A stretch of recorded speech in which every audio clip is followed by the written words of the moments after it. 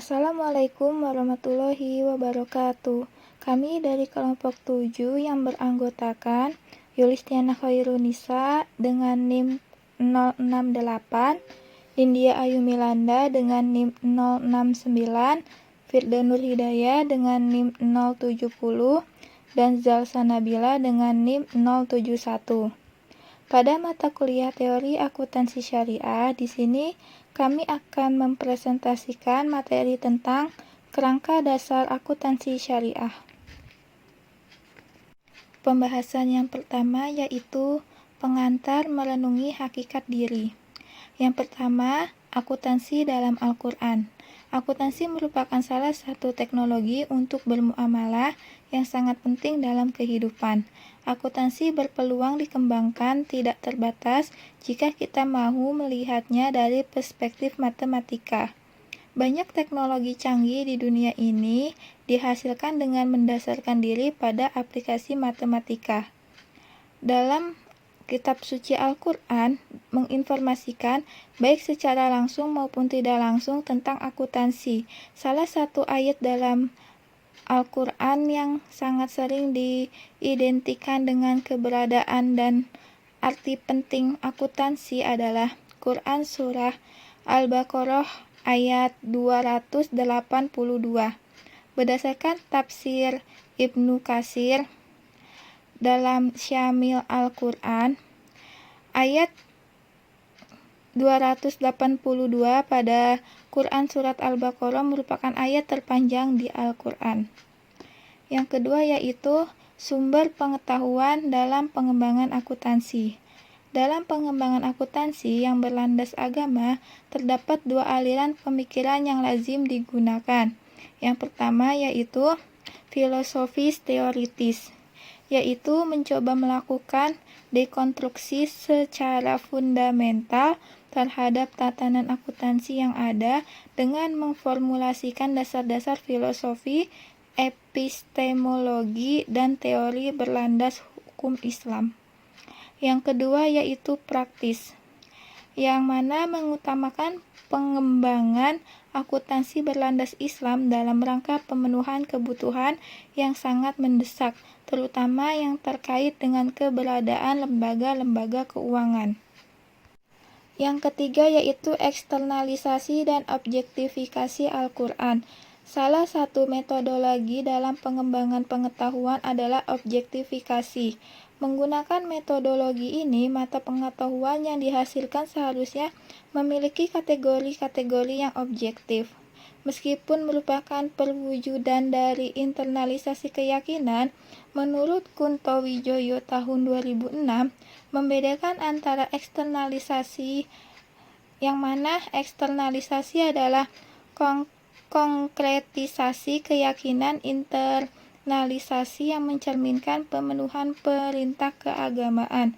Sedangkan objektifikasi terjadi jika konkretisasi keyakinan internal tersebut dipandang sebagai hal yang natural atau alami oleh orang yang beragama lain. Pemenuhan objektifikasi menjadikan pengetahuan bermanfaat tidak hanya untuk umat agama tertentu saja, tetapi juga bermanfaat bagi semua manusia. Dengan kata lain, suatu pengetahuan termasuk akuntansi hendaknya tidak hanya mencerminkan eksternalisasi tetapi juga memenuhi objektifikasi. Tujuan dari objektifikasi ini merupakan implementasi dari kebenaran yang tercantum dalam Quran Surat Al-Anbiya ayat 107, yang mana Islam mengajarkan di bawah Nabi Muhammad SAW sebagai rahmat untuk alam semesta atau rahmatan lil alamin. Akuntansi syariah harus dikembangkan agar dapat mencerminkan eksternalisasi sekaligus objektifikasi dengan sebagai wujud penerapan epistemologi berpasangan. Pembahasan yang selanjutnya yaitu mengenai kerangka dasar akuntansi. Yang pertama ada mengenai sekilas perkembangan kerangka dasar akuntansi. FISB dan EISB sebagai badan yang bertugas menyusun peraturan-peraturan di bidang akuntansi yang mana badan yang pertama yaitu FISB sebagai badan dewan yang menyusun peraturan-peraturan akuntansi untuk perusahaan-perusahaan publik di USA.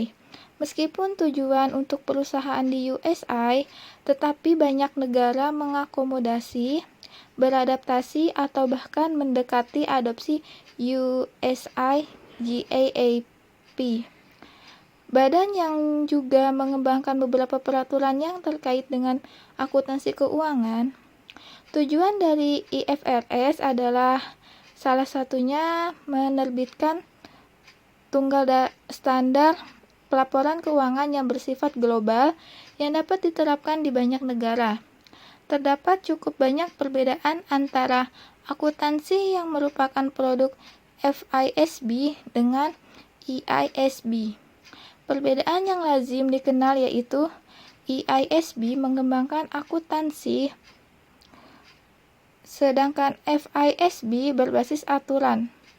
Dan EISB cenderung menggunakan nilai wajar atau fair value, sedangkan FISB cenderung menggunakan historical cost. Saat ini, FISB dan EISB bekerja sama dalam proyek untuk melakukan konvergensi peraturan akuntansi keuangan. Sedangkan konvergensi yang telah dihasilkan adalah Conceptual Framework of Financial Reporting atau biasa yang disingkat dengan CF yang diterbitkan pada tahun 2010. Yang kedua yaitu Al-Quran sebagai sumber pengembangan kerangka dasar. Pada Quran Surah Al-Baqarah ayat 282, kebenaran yang secara eksplisit tersaji adalah bahwa Allah Subhanahu wa Ta'ala memerintahkan agar umat Islam menuliskan transaksi sebagaimana Allah Subhanahu wa Ta'ala telah mengajarkan. Pengajaran dari Allah Subhanahu wa Ta'ala tentu telah dicantumkan dalam kitab suci Al-Quran. Dengan demikian, kerangka dasar akuntansi yang menjadi pijakan dalam pengembangan akuntansi harus dikembangkan berdasarkan Al-Quran. Mencermati pihak-pihak yang terlibat dalam pengembangan CF yang terdiri dari banyak negara non-muslim dan dinamika dalam pengembangan CF, maka sangat sulit untuk mengatakan bahwa CF akuntansi keuangan yang sekarang ini berlaku sudah dikembangkan berdasarkan kitab suci Al-Quran. Yang terjadi justru sebaliknya. Sangat mudah mengidentifikasi adanya pertentangan antara produk-produk peraturan akuntansi yang sekarang ini berlaku dan kebenaran yang terdapat di Al-Quran. Pembahasan selanjutnya yaitu terkait materialitas. Materialitas merupakan salah satu konsep yang banyak diketahui dan bahkan sadar atau tidak telah terinalisasi dalam kehidupan para pembelajaran akuntansi, terutama profesi auditor. Adapun dua sudut pandang terkait materialitas, yaitu yang pertama, materialitas versi era modern. Sesuatu dikatakan material apabila salah saji atas sesuatu tersebut menyebabkan atau mempengaruhi keputusan yang diambil. Apabila sesuatu dirasa tidak mempunyai dampak terhadap pengambilan keputusan, maka sesuatu tersebut diperlakukan sebagai sesuatu yang tidak material atau immaterial. Pada akuntansi keuangan, awalnya materialitas diperlakukan sebagai konstan atau kendala untuk berbagai hal terkait dengan pelaporan keuangan. Pengukuran materialitas bersifat relatif bergantung pada banyak faktor, diantaranya besaran nilai moneter dan arti penting. Pada akuntansi keuangan, khususnya bidang audit laporan keuangan, oleh auditor eksternal, penerapan materialitas lebih konkret. Dalam proses audit, auditor sengaja akan menentukan besaran tingkat materialitas. Selanjutnya, opini atas laporan keuangan yang diterbitkan auditor independen bersandar pada materialitas yang telah ditetapkan tersebut. Negosiasi tentang materialitas lainnya terjadi antara auditor dan pihak yang diaudit. Di satu sisi, pihak yang diaudit berusaha meyakinkan kepada auditor bahwa temuan-temuan yang ada bersifat tidak material terhadap keseluruhan laporan keuangan. Di sisi lain, auditor berada pada situasi yang berisiko melakukan penyesuaian tingkat materialitas berdasarkan pemasukan-masukan dari pihak yang diaudit. Kemudian, yang kedua, materialitas dari perspektif kebenaran. Dalam Quran Surat Al-Baqarah ayat 282, kebenaran yang secara eksplisit tersaji adalah bahwa Allah SWT memerintahkan umat Islam menuliskan transaksi baik yang kecil maupun yang besar. Yang perlu juga mendapatkan perhatian, kata kecil disebut terlebih dahulu diikuti dengan kata besar. Dengan demikian, Islam tidak mengenal konsep materialitas sebagaimana yang dimaksud oleh penyusun standar keuangan yang ada. Pada bagian ketiga yaitu terkait sistem pencatatan berpasangan. Adapun kedua sistem pencatatan keuangan, yaitu yang pertama, sistem pencatatan berpasangan murni dari Al-Quran. Dalam Quran Surat Al-Baqarah ayat 282, terdapat kata apabila diterjemahkan di dalam bahasa Indonesia berarti benar ataupun adil. Kata adil ataupun keadilan merupakan gambaran kondisi keseimbangan yang mana diwakili oleh simbol sama dengan. Hal tersebut yang menjadi penggagas akuntansi dari umat Islam menyajikan akuntansi dalam persamaan matematika.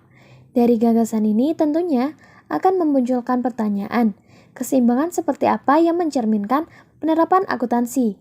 Dalam menjawab hal tersebut, terdapat dua alternatif, yaitu yang pertama, alternatif jawaban yang pertama, persamaan matematika menggambarkan keseimbangan antara utang piutang, sebagaimana tercantum pada awal Quran Surat Al-Baqarah 282, misalnya utang piutang sebesar Rp10.000, maka akan dicatat oleh pemberi pinjaman di sisi kiri ataupun debit persamaan, sedangkan akan dicatat oleh penerima sisi kanan ataupun kredit persamaan.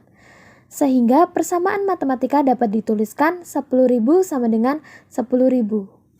Kemudian alternatif kedua yaitu transaksi muamalah pada dasarnya menggunakan satuan moneter yang mencerminkan dana atau fund, keseimbangan antara besaran dana yang diperoleh atau share of fund dan besaran dana yang digunakan use of fund harus selalu dipertahankan. Rasionalitas ini merupakan objektivitas karena realita menunjukkan bahwa apabila seseorang memperoleh dana 200.000, maka dia akan menggunakan sejumlah dana yang sama untuk mendapatkan aset maupun untuk membayar biaya. Dengan demikian, persamaan akuntansi dapat dituliskan use of fund sama dengan source of fund, yang mana menggunakan dana berupa aset dan biaya, sedangkan perolehan dana berasal dari kewajiban, pendapatan, dan ekuitas. Kemudian, sistem kedua yaitu sistem pencatatan berpasangan bukan dari dunia barat. Terdapat beberapa argumen yang menegaskan bahwa akuntansi bukan dari barat, termasuk Amerika, yaitu yang pertama, dalam sudut pandang perspektif sejarah atau pada abad pertengahan. Terdapat 3 perspektif yaitu yang pertama, Pacioli menyatakan topik bisnis atau sistem pencatatan berpasangan di Summa adalah topik di luar bahasa utama. Yang kedua, Summa tidak menjelaskan rasionalitas mekanisme debit kredit. Yang ketiga, jika ada dugaan bahwa pedagang yang menggagas sekaligus mengusulkan sistem pencatatan berpasangan, maka yang dimaksud pedagang di sini adalah pedagang muslim yang pada masa itu memperoleh perdagangan di Eropa. Yang kedua, perspektif era modern. Akuntansi diperlakukan sebagai ilmu sosial murni sehingga permasalahan diselesaikan berdasarkan kesepakatan. Yang kedua, buku-buku teks memperlakukan debit kredit sebagai sebuah aturan kesepakatan atau sebatas kebiasaan. Yang ketiga, penamaan tidak mencerminkan realita. Yang keempat, pemerhati akuntansi memperdebatkan keberadaan angka negatif. Yang kelima, memperhati di dunia barat mengembangkan akuntansi dari perspektif matematika, namun lebih banyak menggunakan konsep matematika modern yang belum ada pada masa itu. Menurut Elman 1985.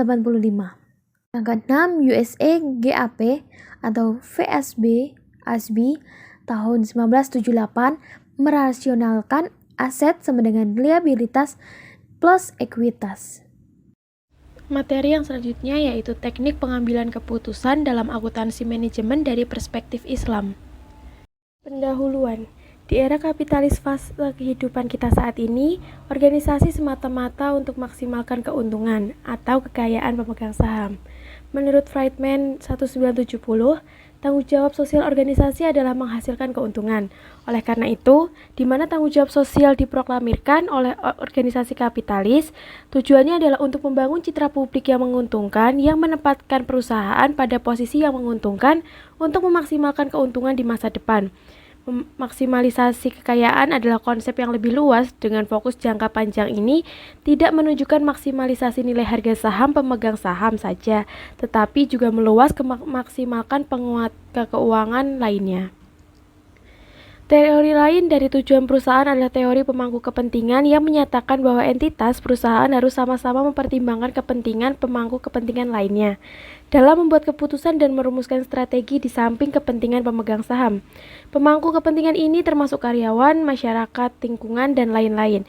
Akuntansi manajemen adalah cabang akuntansi yang melibatkan penyedia informasi biaya kepada manajemen untuk tujuan perencanaan, pengendalian, dan pengambilan keputusan. Cabang akuntansi ini sama-sama bertujuan untuk mencapai tujuan maksimalisasi keuntungan secara keseluruhan dari organisasi kapitalis. Salah teoritis dan konseptual. Memahami teori dan esensinya sebuah teori adalah kriteria yang digunakan untuk membuat dan mengukur pengembangan dan evaluasi praktik-praktik baru yang sudah ada.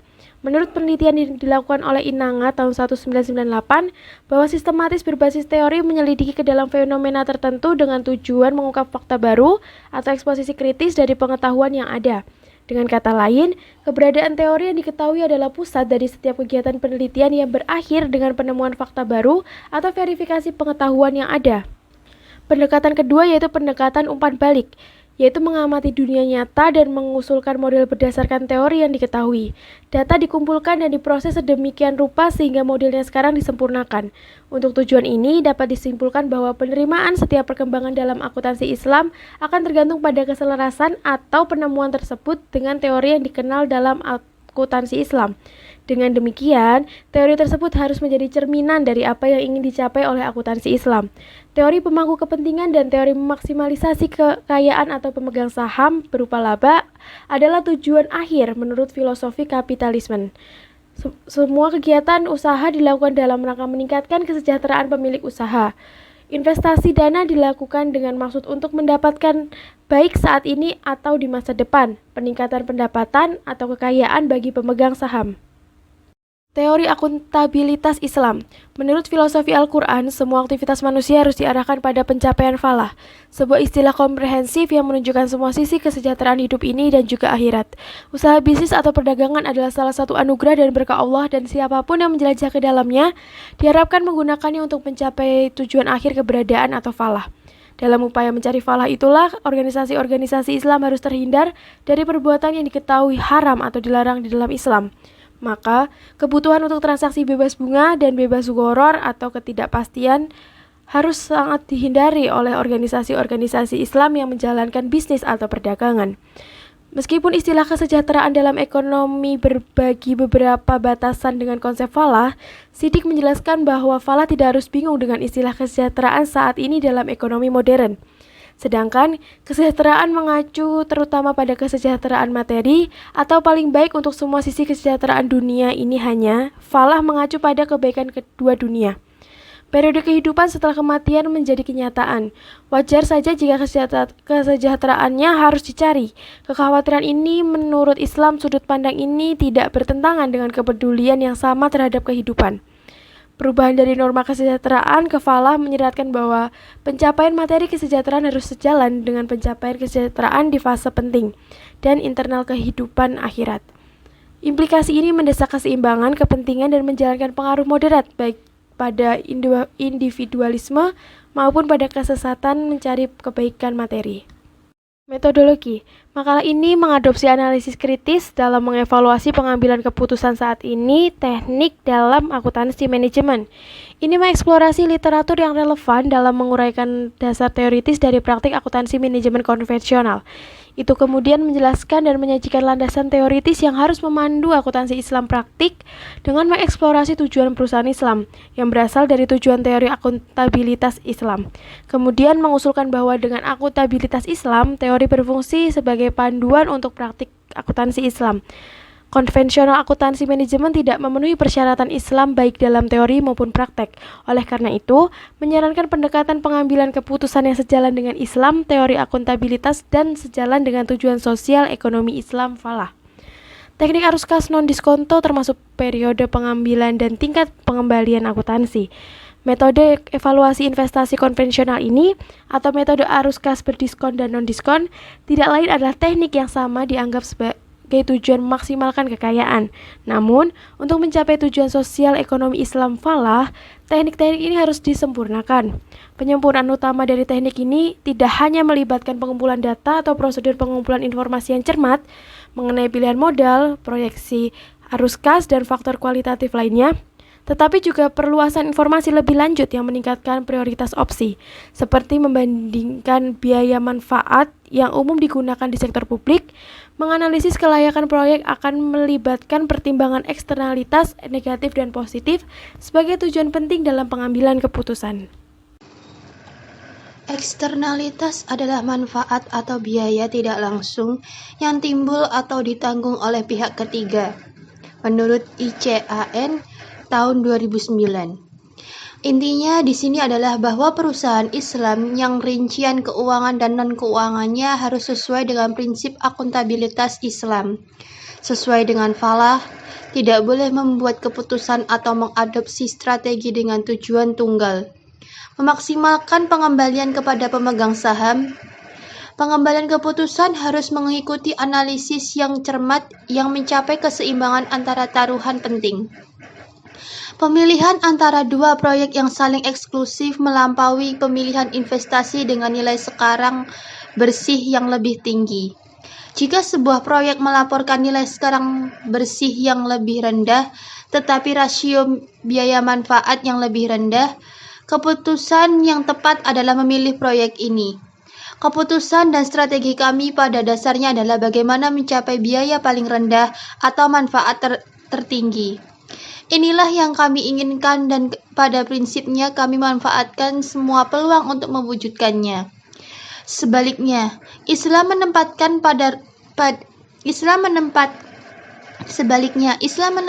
pada awalnya kepentingan Allah dalam setiap pengambilan keputusan dan menempatkan keinginan seseorang di atas kehendak Allah sama saja dengan menyembah keinginan diri sendiri. Langkah selanjutnya adalah mempertimbangkan kebutuhan masyarakat, hukul ibad, kemudian mengikuti kebutuhan hukul nafs. Selanjutnya kesimpulan dan rekomendasi. Kepercayaan, transparansi, dan keadilan tidak dapat terlalu ditekankan dalam semua usaha manusia. Prinsip akuntabilitas Islam adalah jalan untuk memenuhi persyaratan ini dan mencapai falah. Keputusan yang akan diambil untuk mencapai falah harus mempertimbangkan Allah terlebih dahulu. Kemudian, dampak dari hasil keputusan pada pihak ketiga sebelum kepentingan kita sendiri. Manusia secara alami egois dan mencoba untuk mengumpulkan kekayaan terlepas dari biayanya dan agenda kapitalis mengikutinya. Islam di sisi lain membahas masalah dari perspektif yang berbeda. Model kami adalah model yang mengakui dampak pihak ketiga dari titik keputusan. Peringkat keputusan lebih dipengaruhi oleh dampak pihak ketiga daripada tujuan akhir yang dikejar oleh para kapitalis. Untuk memenuhi persyaratan ini, perbandingan manfaat biaya telah disarankan. Eksternalitas negatif dianggap sebagai bagian dari biaya sementara manfaat hanya diukur dalam hal apa yang akan diperoleh organisasi. Kami telah menghindari dari usulan ini, mempertimbangkan eksternalitas positif karena organisasi mungkin mencari keuntungan saja yang tidak bertentangan dengan ajaran Islam. Akuntansi manajemen saat ini menyarankan bahwa itu harus menjadi pilihan terbaik. Sebaliknya, makalah ini mengusulkan perbandingan biaya manfaat lebih lanjut dari proyek-proyek saling eksklusif yang menguntungkan ini untuk pemilihan akhir antar alternatif. Biaya akan mencakup semua arus kas keluar yang relevan dan eksternalitas negatif, dan manfaat diukur dalam bentuk arus kas masuk ke entitas. Eksternalitas negatif dipahami dengan mengambil proses keputusan kita melalui proses urutan peringkat hukuku Allah, hukuku ibad, dan terakhir hukuku nafs.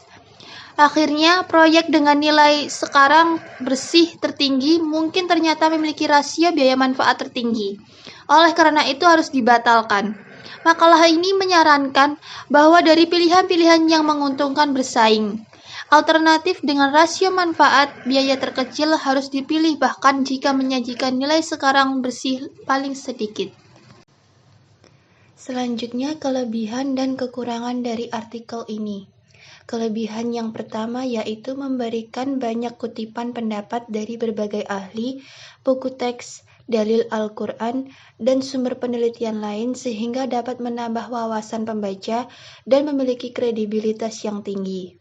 Yang kedua, memberikan saran mengenai teknik pengambilan keputusan yang lebih baik, yaitu dengan cara melakukan perbandingan antara biaya dan manfaat lebih lanjut untuk proyek-proyek eksklusif, dan biaya tersebut mencakup arus kas keluar dan eksternalitas negatif.